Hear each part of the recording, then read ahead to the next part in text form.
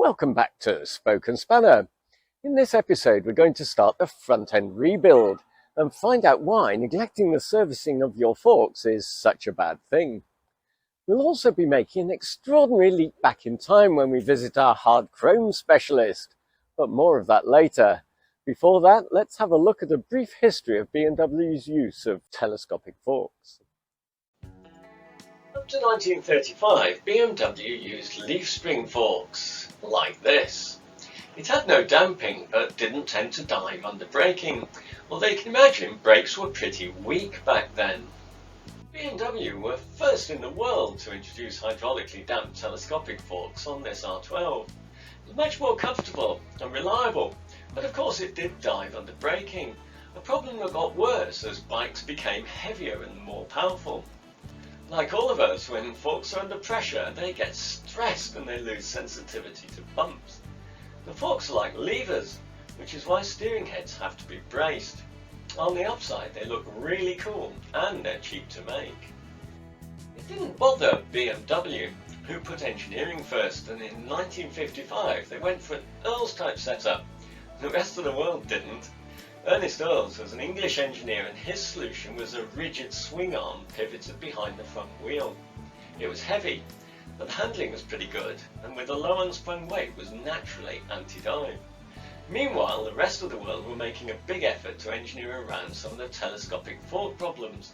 One example is progressive springs, and we're going to use those as an upgrade because they help with dive.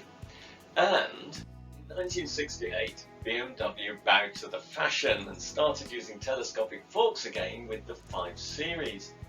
Over time, forks got progressively thicker to control the flex in them, and to reduce fork length and stressors, wheels went as low as 16 inches. Sports bikes today mostly use 17-inch wheels. BMW were not entirely committed to telescopic forks though, particularly with the larger-wheeled adventure bikes, and in the 80s, Nigel Hill of British company Saxon Motod connected the fork brace to a pivoted wishbone with a spring damper, and here it is on a Triumph Special. BMW ran with it on their 1994 model range, and the telelever was born. Surprisingly, no other manufacturer has copied this approach, and even BMW have now retained telescopic forks on their sportier motorcycles. Perhaps because riders are used to the feel and the feedback they offer, and a well-designed fork today works pretty well. Our own BMW has a rather complicated fork design, but it does have excellent damping characteristics with 2 spring-loaded mechanisms to control the damping effect, a bit like a modern cartridge system. A couple of years after our bike was built, of course, BMW introduced forks that were simpler in design and easier to rebuild. And as you'll see on ours, certain components like the bump stops turn into a brown goo over time. On the Airhead Association Facebook page, I asked which fork springs to use, and original linear and Hyperpro progressive springs got the vote. I keep learning new things about our bike though, because I assumed it had standard linear springs. But when I put them side by side with the new standard progressive springs, the originals on the left are already progressive. They're slightly longer and more tightly wound than the new ones. The bike does have other upgrades like the stainless cane exhaust, so perhaps this was one too. My plan was to go for the new standard progressive springs, my reasoning being that they're undoubtedly better than linear springs and not so stiff as the Hyperpro springs, as I won't be loading the bike and I'm not too overweight myself. But now I'm not so sure. I may even clean up the old springs. Anyway, let's see how we get on. The next stage is to dismantle the front end of the motorbike. There's a number of reasons why this is necessary. The forks need to be rebuilt and they're very creaky.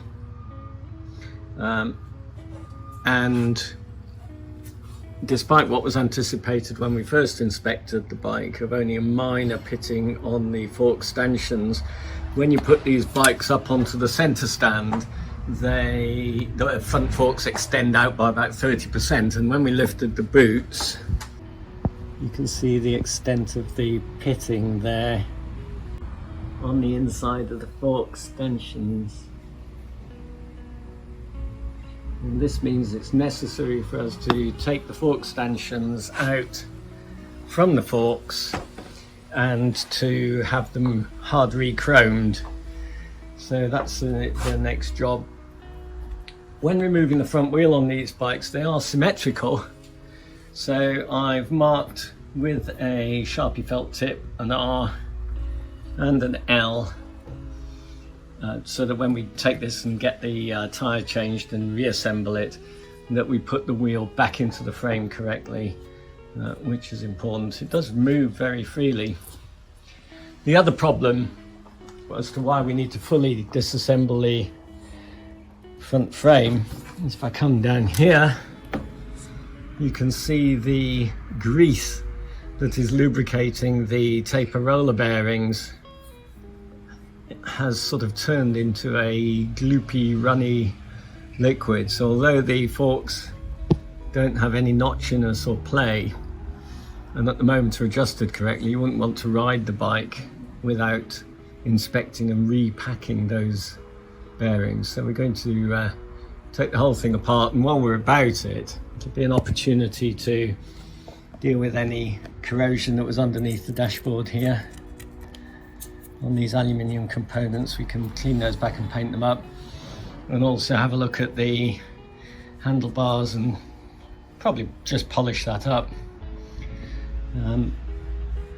and get the whole thing tidy. And at the same time, I'll deal with any minor rusting on the surface rust on the frame from its storage. And when we've removed the tank, if you recall where the master cylinder was, the fluid leakage from there had corroded the paint on the top frame bar. So we'll take all the wires off that and sort that out as well.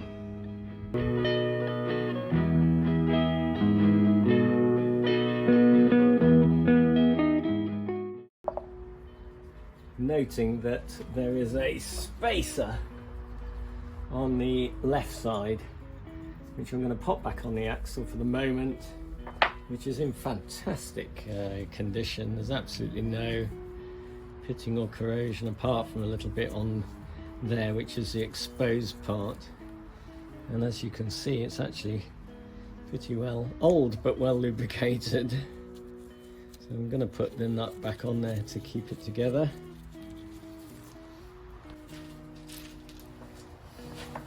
And we should now be able to withdraw the wheel. Withdraw the wheel from the axle. So opportunity now, obviously we're going to get some new tyres on here. We're going to go for some Michelin Road Classics, which we have got over here.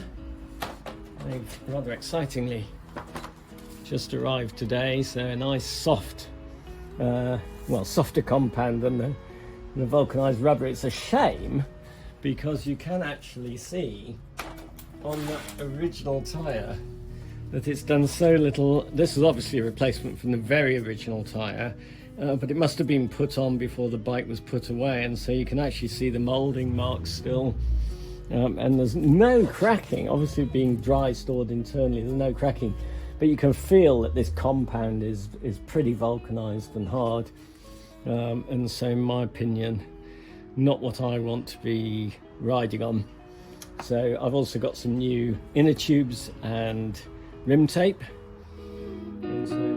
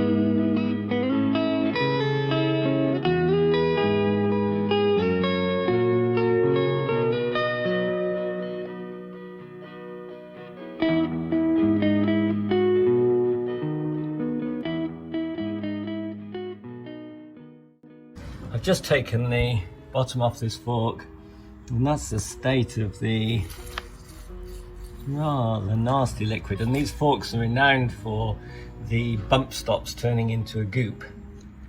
So just take off the nut and washer from the bottom of the fork, and then you pump it up and down to get the oil out, which you see mostly happen now. Once that's drained, I'm just taking the bottom of the forks off at this stage, as I've got the clearance to do it. You can see the state of the inner rods as well, but I'm hoping the damper rods should be all right once they're cleaned up. There we go. Altogether, very gloopy.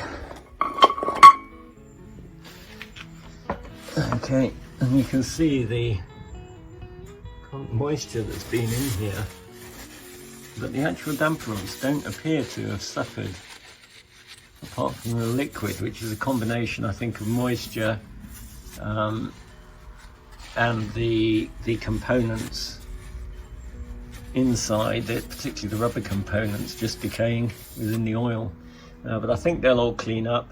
Less hopeful about the springs, I have to say. They're the dust covers. Inside there's a little felt ring that runs around the inside, which stops any stuff getting in there. Okay, so the next stage is to remove the top brace. I'm actually going to undo the bolts as well for the meters for the speedo and the rev counter, as it'll give us a chance to take this apart. And there's this does need cleaning up and potentially a repaint on this top plate. These top plates often get replaced with something a bit more beefy. I'm planning to keep this original and see how it is to ride once that's been done. Just commenting on the condition of these forks though, of course, if ever there was an advert for making sure that you maintain your forks on your bike and change the oil at the regular intervals, this is it. And I do sense to some degree being that it's one of those items that people do neglect.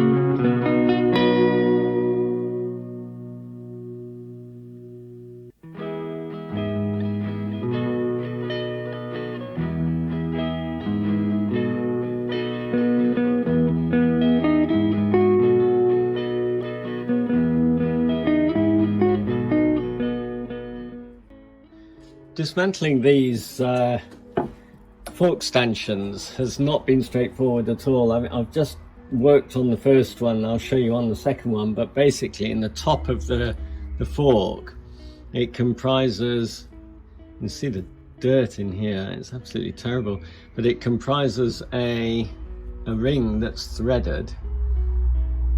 Hopefully you can see that. There we go. So it's got a threaded ring at the bottom and then a thick metal washer and this threaded ring at the top with these two little cutouts, and it's all threaded into the top of the fork stanchion here. So I've got that out. I'm going to show you on the other one what a job it was. So I've put the stanchion in some rubber, well, I've wrapped some rubber inner tube around the stanchion to put it in my vise to protect it. I'm then going to take out the damper rod, but the filth in here is unbelievable.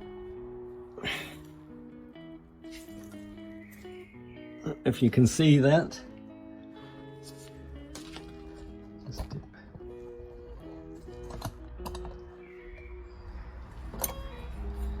But this is the, I don't know what it's from it, because I think it's the original damper bushings that have, and I have read that these bikes can destroy the damper bushings. So I'm just gonna get that out, and then I'm going to show you how I achieved getting it apart, because I couldn't get those little threaded discs out. They were so corroded into the, I certainly wouldn't have wanted to ride this bike with it in the state it was in. I'm going to keep lifting this up. It should just come out now. And of course there's so much, there it is, in that kind of state. Now down here we got the little piston rings, and then it's all the rubber washers and seals have just taken a complete, actually they're still there. It's just looks like the damper that, and I have read that it is the damper, I think, here that has just destroyed itself. So we're going to clean that up. So I'm going to put that to one side, knowing where that's from. So I'm keeping these in a separate box for the right hand damper set and the left hand damper set. And so I'm going to move on now to do the left hand fork, and I'll show you what the problem was with that. There we go. So I've just got inner tube wrapped around the fork stanchion to protect it in the vise. It does a perfectly good job. That's where the corrosion we found that was below the seal that has necessitated stripping them, because otherwise, yes, there is some pitting here and there, so they need sorting out, and they're pretty nasty inside. So here's stanchion number 2. So I'm just showing you what I did there was to just tightly wrap some inner tube around the fork stanchion, and that allows me to clamp it tightly into my vise without causing any damage. You can get rubber jawed vise. I do not have one.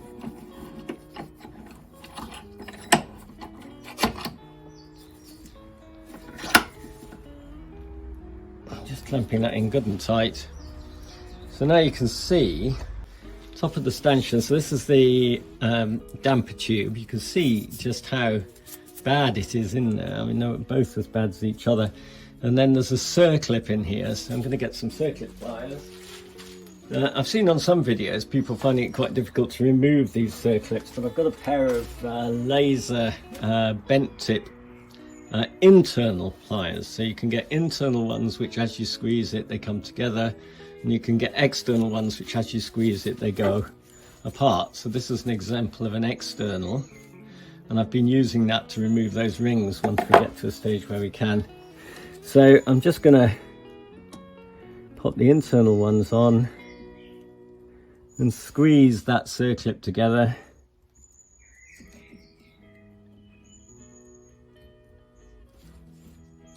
And it should come out as easy as that.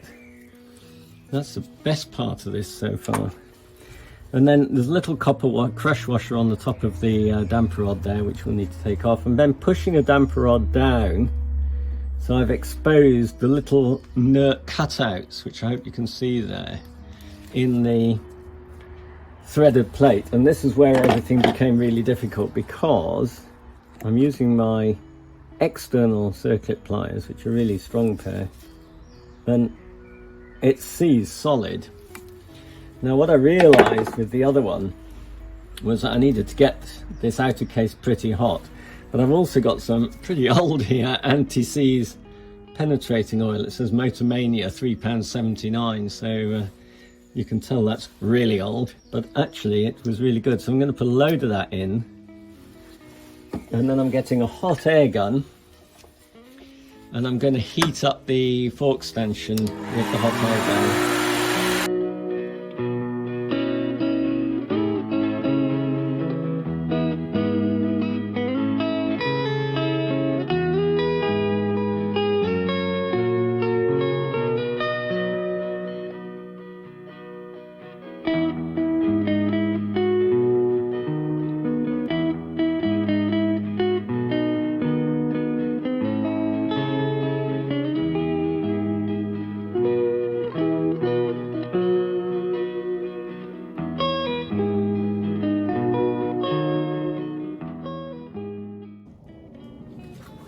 Right, after a very frustrating 20 minutes working away at that while you were doing other things, I'm just going to heat it up with my blowtorch. I think it's time for a bit more heat.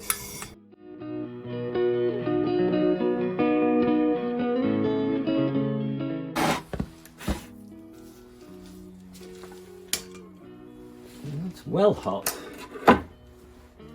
Oh. You need good ventilation for that, I'll tell you.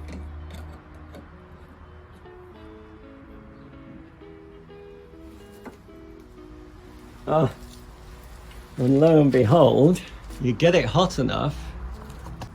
So there we go, maybe a propane blowtorch is the answer. You get it hot enough and everything just comes out. Don't forget that this is going to be mega hot. And it absolutely stinks. Shame you haven't got smelly video, because the release fluid and whatever sludge and built up nasties are in this fork really stink, I can tell you.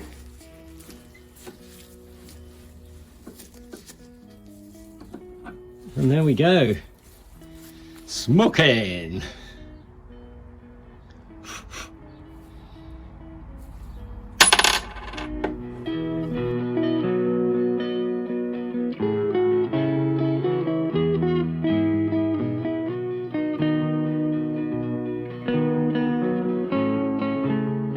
The damper rod,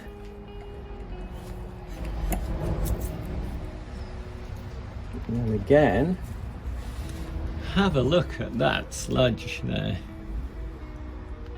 That is quite something. I think that is a damper cushion which comes in the pack, and this, as I say, I've read about this. This is what happens to the damper cushion in BMW forks, but not too worrying. That's I think it's going to clean up, but we will see.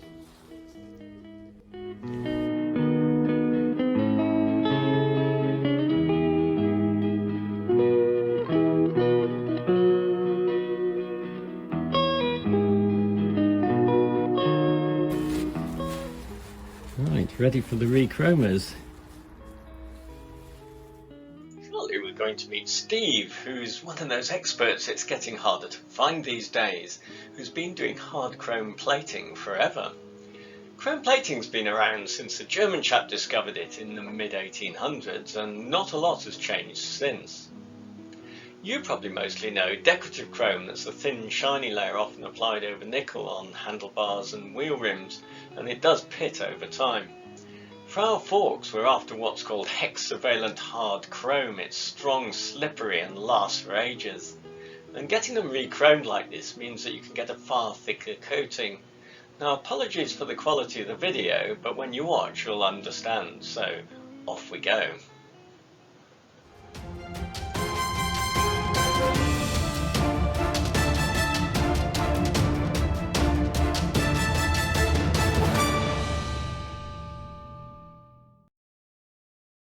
in. Yeah. You know what I mean? We have. So they chrome crystals? Yeah. Oh, wow. Yeah. Like these. This is what these look like. Yeah. Chrome at the bottom, chrome at the top. Yeah. Yeah.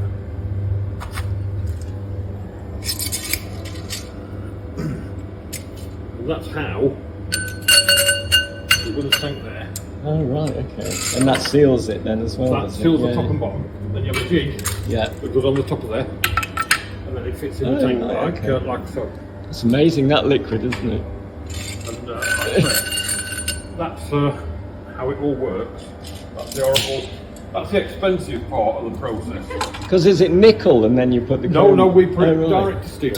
Oh, right, okay. Yeah. Nickel, is that what makes the hard chrome versus normal chrome? No, they put nickel on because nickel's porous. Chrome's porous, nickel's not. So in time, chrome gets through, water gets through the chrome, and because there's only a little bit of chrome on there, the nickel is a barrier and it protects it from the steel. Right. But after a while, it does get through to the nickel, goes through the nickel, and pushes it off. So is that got nickel on first, that one? Or? Maybe. Oh, right, okay. Maybe. You can't really tell until you start to grind it. Yes. It so why do you go straight to chrome? To steel. To steel, rather? Yes, to because chrome we do a lot of big work. Yeah. And we put a lot of chrome on. If you start putting a lot of chrome on nickel, the nickel moves or anything like that, the chrome will flake off. Oh, right, okay. Where that's nickel on end. Yeah. Can you just see on end? Oh, right, yes, gold okay. tinge. Yeah, I noticed that. That's nickel. I think that's partly where that's where I heated the top as well. Possibly. Yeah. Well, that is the same colour. That might even be weighted, but nickel is that colour. Right. Okay. Right. Yeah, I've seen TV programs. Yeah. And in there looks a bit tingy, so there might be some nickel in there because they just put it in and a bit round inside the holes. Yeah. And all that is just to protect. And so it's a one-stage process, and then you just grind it and polish it. Do you? Yeah, we straighten it, grind it, polish it, plate it, strip it down, grind it, polish it, get it back. Brilliant. Well, this is the expensive part. These two tanks take about £600 a week in electric. Wow. Yeah. Utility costs high then, yeah. My electric meter's over in that corner there. You see how fast that's flashing. Oh, yeah. That's because these are running. If these weren't running, that'd be very. And do you have to change the fluid, or does it? No. No. It We top it lasts up. a long time. We top it up, plate through it. Yeah. We get it sampled every month, and then you'll say, right, let's get ready for chrome. We'll put some chrome in it, and then we'll just carry on. You just top it up. Oh, right. Okay. And then you just add so is the fluid like a carrier then for the chrome? The fluid is chrome. Right. Okay. But when you buy it in flake form.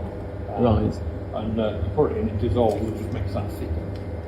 Excellent. You won't notice the difference. It's cool, isn't it? Look at it boiling. But that boiling effect is because of the electricity passing through it, is it? That bubbling is what we call a spray suppressant. If that weren't in, plumes of yellow smoke coming out of the tank, okay. And you'd be probably not good now. for you. No, definitely not. Excellent. Okay. Definitely not. No, that's brilliant. Do you still use this machine? Yes. Yeah. We bought that because back in the day, I started working here when I was 16, and I'm 51 now. Oh, wow. We bought that for about £3,000 about 30 years ago. And it's still going? And it's still going. All we ever do, what do you do with this? Change bearings. We do the bigger work on there. Oh, right. So grinding again, is it? Yeah, that's a big grinding machine. Because that's we only ever change the wheel discs. and the odd bearing every now and then that goes, and that's it. That's amazing, yeah. mate. They fit That's both things old to machines. last. Yeah. It's like the old motorbikes. Yeah. Same principle, yeah. They've all become commoditized now. Yeah. So do you do more than motorbikes? We do bigger work. They're bigger work. They're for MOD, they are. They're for what? MOD, Ministry of Defence. Oh, right. And what would that be all? Because these are like forks or motorbikes. Right, these are forks off a motorbike. Them tubes down there, there's some fatter tubes down there, they're off of print rollers, they're off a print machine. Right. And them tubes that you can see a bit of tape at the top, they're for, you know, like U-boats that go out and on water as well as on land. The door at the back.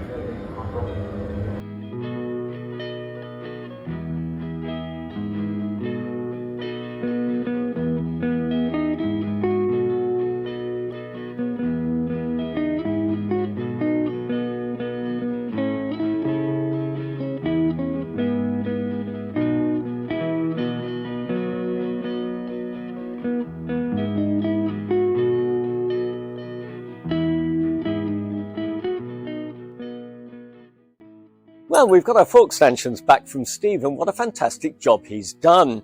He's checked that they're straight, he's ground them back through that corrosion and pitting, and put them in his chromium bath for 24 hours to build up a nice thick layer of hard chrome before grinding them back to tolerance, ready for us to reassemble the bike. Next time we're going to sort out those fork legs and start to rebuild the front end.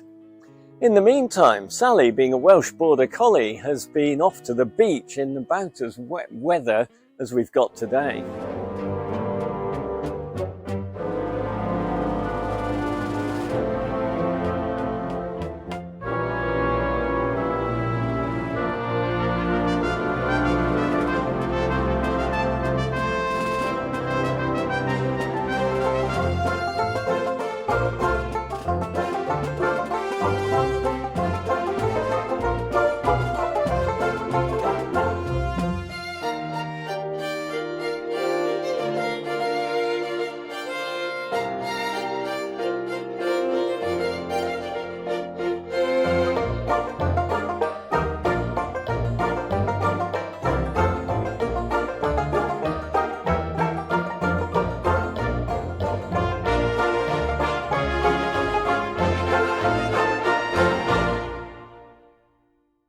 If you enjoyed this video and want to see the next episode, please like and subscribe below. Catch you next time.